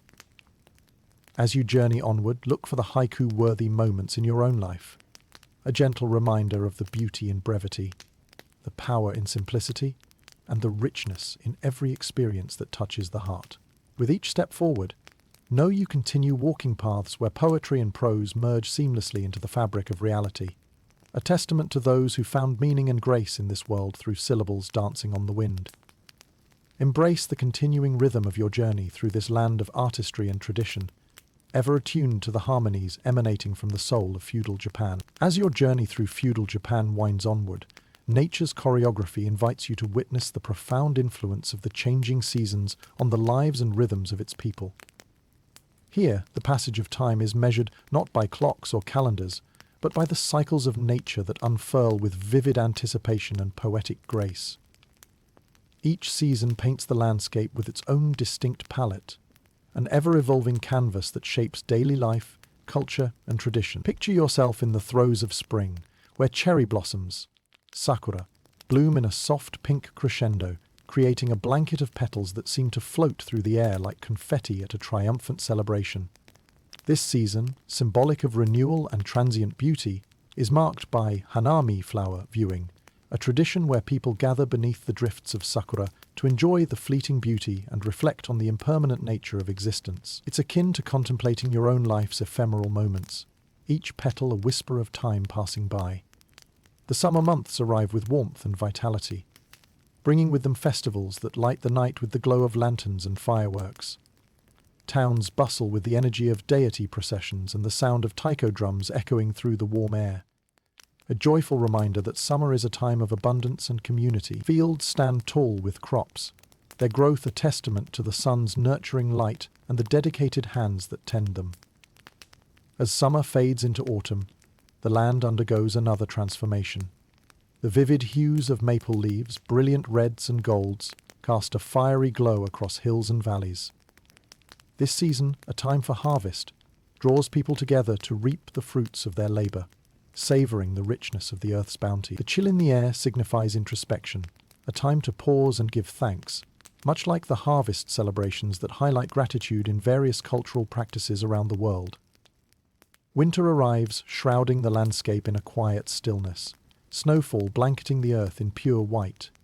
The beauty of this season lies in its simplicity and stark contrast to the warmth of hearths and the eager storytelling that unfolds while snowflakes dance gracefully outside. The rituals of meditation and the contemplation of life's quiet mysteries find their home here, mirroring the introspection afforded by long, contemplative winter evenings spent wrapped in blankets with a good book.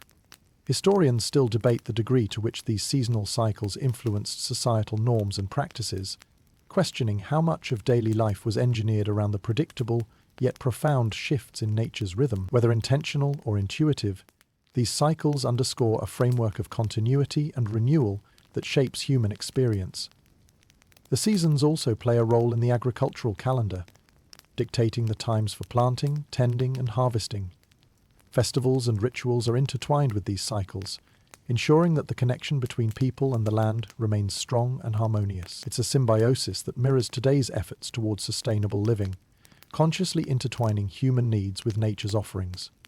Your heart finds resonance in this harmonious dance with nature, the passage of time marked by more than just the shifting earth, but by the memories we create amid its grace.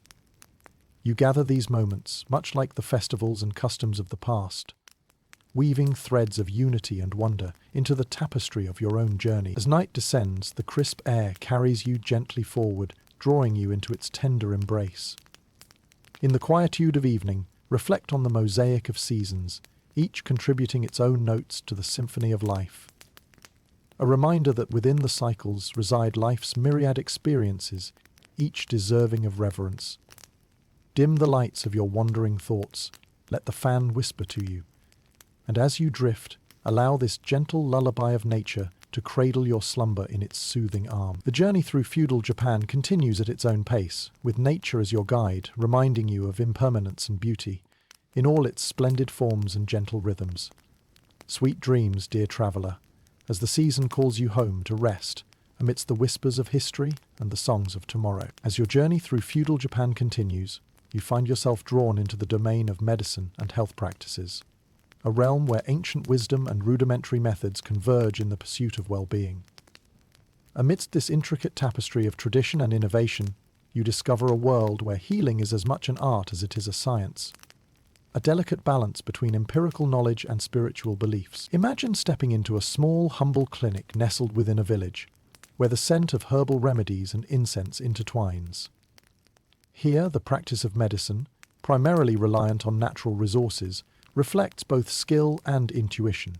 Remedies are often derived from plants and minerals, each selected for its perceived healing properties, an approach not unlike the resurgence of holistic practices and natural remedies embraced in modern times. The local healer, likely trained in the knowledge passed down through generations, serves as a guardian of health for the community.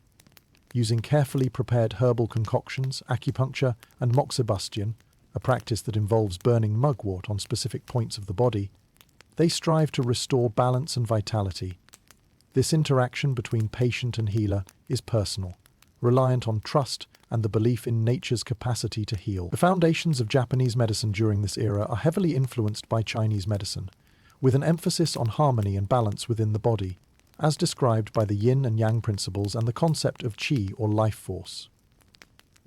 Historians still debate the degree to which indigenous beliefs were integrated or overshadowed by these influences. Yet what emerges is a comprehensive system that views health holistically, addressing both the physical and spiritual aspects of well-being. The use of acupuncture stands out as a fascinating method, where fine needles are inserted into the skin to stimulate specific points believed to regulate the body's energy flow. It's a practice that, centuries later, has found recognition and application in modern alternative medicine worldwide. The precision and expertise required to perform such techniques display a depth of understanding and an intricate knowledge of the body's interconnectedness. Wandering further, you discover that beyond individual treatments, public health measures exist, albeit in embryonic form. Bathing, a cultural cornerstone, is both a recreational and hygienic practice, with onsen, hot springs, famous for their purported healing properties. The public baths become communal centers, where the mind and body collectively cleanse and rejuvenate. Yet, despite these practices, the era is marked by limitations in medical knowledge, a reality where illness and epidemics pose significant threats. The understanding of infections and disease causation remains in its infancy, leading communities to rely heavily on preventative measures, herbal remedies, and spiritual interventions to ward off ailments. It's a stark reminder of the vulnerabilities and resilience shared in human health journeys, resonating with your appreciation of modern-day healthcare advancements.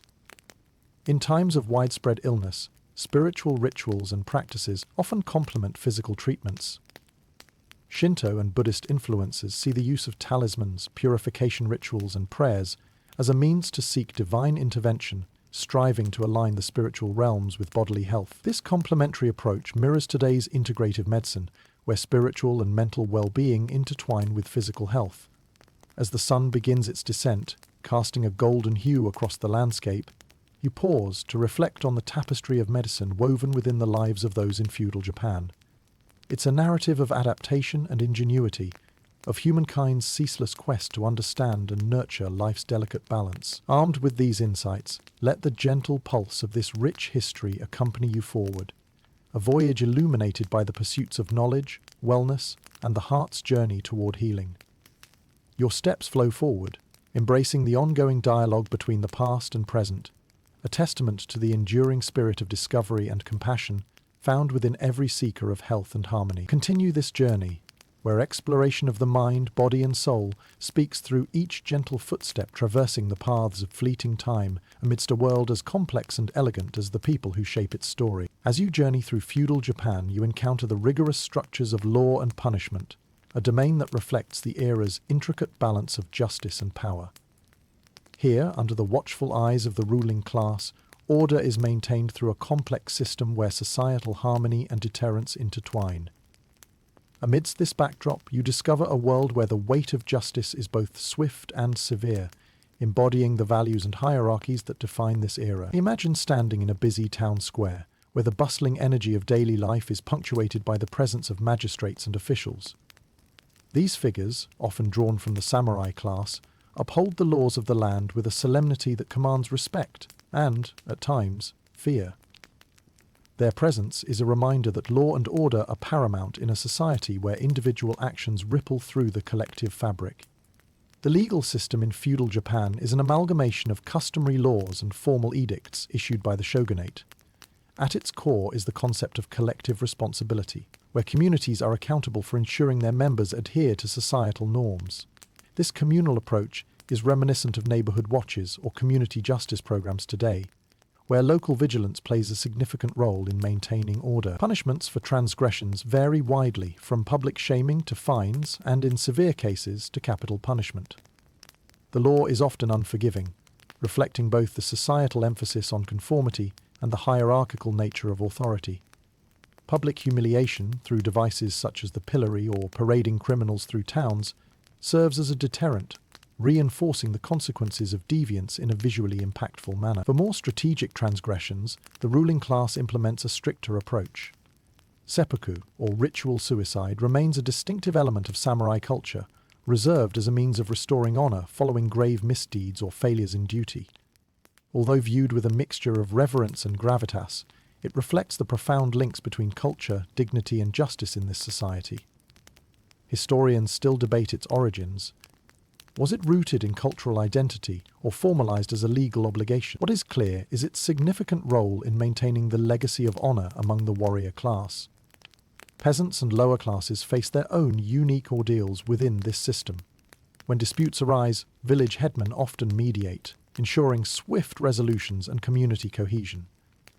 This local adjudication provides a layer of immediacy and familiarity to justice, preventing reliance on remote authorities. However, when matters necessitate higher intervention, it becomes apparent that access to legal recourse is heavily influenced by one's social status.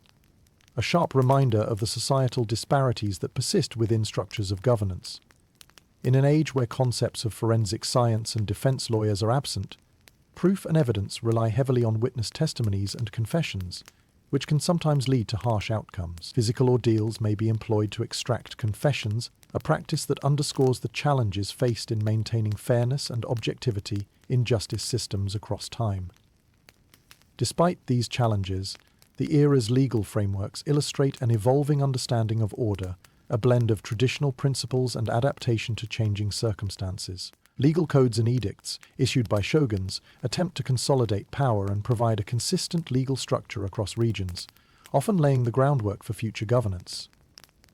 As night descends, the gentle flicker of lanterns illuminates the path before you, casting shadows of contemplation on the legal structures of feudal Japan. This exploration of justice reveals a society engaged in a complex dance with power, seeking equilibrium within its own constructs.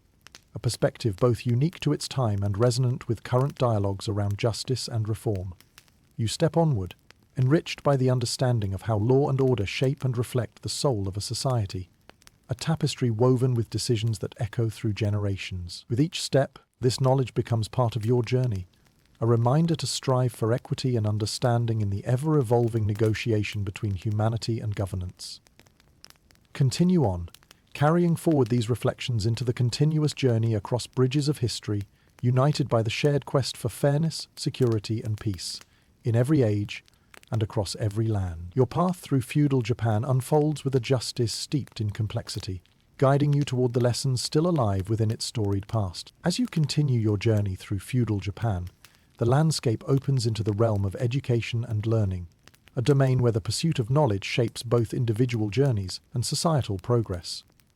In this era, education exists not as a universal right, but as a privilege largely dictated by social class, weaving a complex narrative of aspiration, discipline, and cultural value. Picture yourself within the serene confines of a temple school, where young boys from samurai families gather to learn the intricacies of Confucian classics, calligraphy, and the arts of war. These temple schools, or terrakoya, spring up to offer basic education to children, preparing them for roles within their families and society. This environment is steeped in tradition, where the wisdom of sages mingled with local knowledge, creating a curriculum that extends beyond mere academic. For the samurai class, education is as much about cultivating the mind as it is about disciplining the body and spirit. Lessons are a blend of subjects, history, strategy, ethics, and literature, anchored by the principles of Bushido, the samurai code of honor, which demands moral integrity, loyalty, and respect. These teachings mirror the blend of coursework and extracurricular activities emphasized in today's holistic educational models, seeking to develop well-rounded individuals. In contrast, the children of merchants and peasants receive more practical instruction tailored to their future roles. Merchants' children learn arithmetic and business acumen alongside traditional arts, equipping them to navigate the world of trade and commerce. Peasant education, where available, tends to focus more on agricultural methods and the skills required for daily survival, a reflection of life's immediate and pressing needs. However, the story of education is not solely one of privilege. Some historians posit that the spread of literacy during the Edo period was significant, driven by the expansion of print media and the accessibility of woodblock-printed books. Fiction, instructional manuals, and religious tracts find eager readers across various strata, cultivating a culture where knowledge is pursued avidly, albeit unevenly. Women, while generally receiving less formal education, often find ways to engage with learning through domestic instruction in arts like poetry, calligraphy, and, in certain households, the complexities of the family business. Though educational opportunities are limited compared to their male counterparts, these women foster environments where knowledge passes subtly from generation to generation, a kind of quiet intellectual revolution mirrored in the expanding roles women navigate today. As you delve deeper into these spaces, the role of the temple schools becomes increasingly apparent, serving as community hubs where knowledge, spirituality, and social order intersect. Monk teachers impart both ethical guidelines and life skills, reflecting their dual role as custodians of spiritual and temporal wisdom. Much like mentors who guide with both insight and empathy, education also serves as a bridge between worlds, creating intersections where traditional Japanese thought mingles with Chinese and eventually Western influences. These interactions lay the groundwork for periods of rapid intellectual and scientific growth, setting the stage for future transformations in governance, technology, and social order. As the sun sets, painting the world in hues of gold and shadow, you reflect on this multifaceted narrative of education. It reveals an enduring quest for understanding, a universal dialogue between past and future, an educational continuum stretching across time and culture. With each step along your journey, you carry the reflections of these ancient pathways into the present, touching upon the ongoing conversation between knowledge and society. As the beauty and challenges of learning unfold before you, they remind you that the pursuit of understanding across borders and eras remains one of humanity's most profound endeavors. Continue with an open mind and a questing spirit as you walk forward through history's corridors, ever attentive to the wisdom carried by the winds of time. Your path is illuminated by lessons that weave through every human experience, stories of enlightenment that transcend the barriers of age, class, and distance, painting the ever-evolving portrait of feudal Japan's legacy. As your exploration of feudal Japan draws closer to its culmination, you find yourself mesmerized by the imposing architecture and strategic genius of the castles that dot the landscape. Each fortress stands as a testament to both the military ingenuity and the artistic grandeur that characterize this era. A world where power is epitomized in stone and wood, rising majestically against the skyline. Imagine yourself approaching one of these formidable structures, such as the iconic Himeji Castle, its elegant white facade gleaming in the sunlight. Known as the White Heron, this castle's walls seem to float ethereally above the surrounding landscape, yet its design is anything but delicate. Designed to intimidate, defend, and impress, feudal Japanese castles are masterpieces of architectural innovation, with intricate layouts that blend beauty with strategic necessity. As you journey through carefully crafted courtyards and navigate the maze of twisted pathways, you realize these castles are more than mere bastions of defense. They symbolize the intricate web of political power and regional influence held by the daimyos who command them. Each aspect of their design, from the stone foundations to the towering keep, is a reflection of the era's strategic acumen, where warfare and aesthetics harmonize to embody might and majesty. The architecture of these castles offers protection through deception. Their multi-layered defenses include steep inclines to discourage attackers, narrow passageways that funnel intruders into confined spaces, and hidden traps. It is a chess match cast in stone, echoing the strategies of modern-day security systems, where prevention and protection are paramount. Historians still debate the extent to which these castles were influenced by earlier Chinese and Korean fortification designs, but what stands indisputable is the uniquely Japanese elements that evolved. Unlike the medieval castles of Europe built primarily for defense, Japanese castles integrate tranquility and nature moats filled not just with water, but with reflection gardens and koi ponds, inviting peace and contemplation within their formidable walls. Beyond their physical structures, castles serve as cultural hubs, fostering the arts and intellectual pursuits. They become cradles of creativity, where no theatre and tea ceremonies find patronage, and where artisans thrive under the protective aegis of their lords. Walking through the airy meeting rooms and seeing delicate calligraphy scrolls flanking armoured displays, you feel the synthesis of power and beauty, where military strategy and cultural patronage coexist in harmony. Such fortresses are symbols of both stability and impermanence, constructed to last, yet often reshaped by the inevitable tides of history. Many castles were dismantled or repurposed during later periods of Japan's transformation, their grandeur providing materials for new forms of the nation's expression. This story of rebirth resonates with the adaptive nature of civilization, where the echoes of past triumphs inform future endeavors. As twilight descends, enveloping the landscape in a muted embrace, you stand before a castle bathed in the soft glow of lanterns, each illuminating the intricate woodwork and the stories embedded in these walls. Reflecting on their dual purpose as fortresses and local epicenters of life, you marvel at the complexity this era brought to the social landscape, where boundaries blurred between function and form, echoing the intricate layers of identity and ideology. With an appreciation for both the resilience and artistry inherent within these magnificent structures, you step away from the shadows of stone and wood, carrying their legacy forward. Within you, the fortitude and grace of these mighty edifices imprint a timeless reminder: the strength to hold fast amid change, and the elegance to blend boldness with subtlety. Your continued journey offers the promise of more discoveries, as the narrative of feudal Japan unfurls with each step, a canvas ever evolving, reflecting an era that embraced its contradictions and forged stories etched into the heart of history.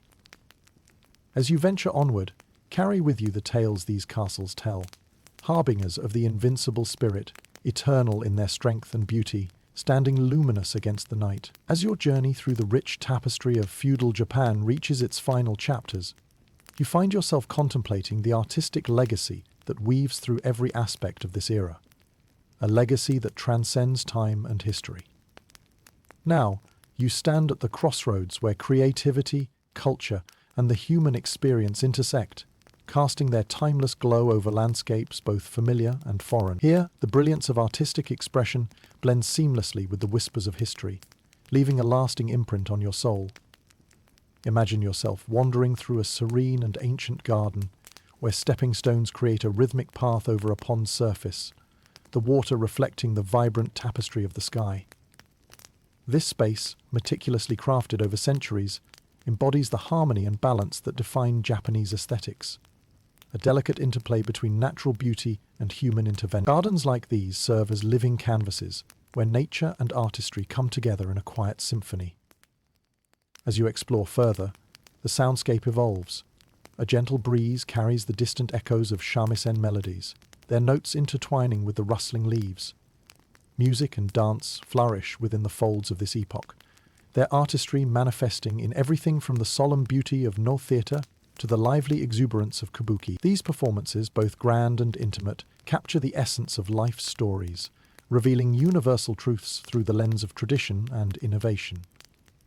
In art, you observe the elegant strokes of ink-wash paintings, the forms and shadows speaking volumes in their simplicity, images that evoke as much in what they leave out as in what they render. The masters of these works capture the fleeting beauty of a chrysanthemum or the dynamic grace of a crane in flight, displaying an understanding that life's transience is, indeed, its greatest beauty. This philosophy finds echoes in the unstated elegance of everyday items, tea bowls, scrolls, textiles, all infused with an aesthetic of imperfection known as wabi-sabi. Historians still debate the influences that shaped these artistic expressions, pondering the extent of internal evolution versus external inspiration through limited encounters with foreign cultures.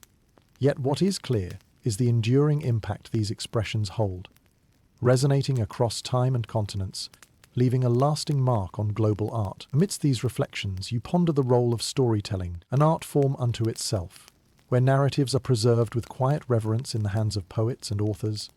Tales of heroism, love, and nature are penned in prose and verse, echoing through the corridors of history with every recitation. The literary world of feudal Japan provides insight into both the collective and individual psyche, offering windows into worlds yet unseen and emotions yet unfelt, akin to the contemporary storytelling that shapes perspectives today.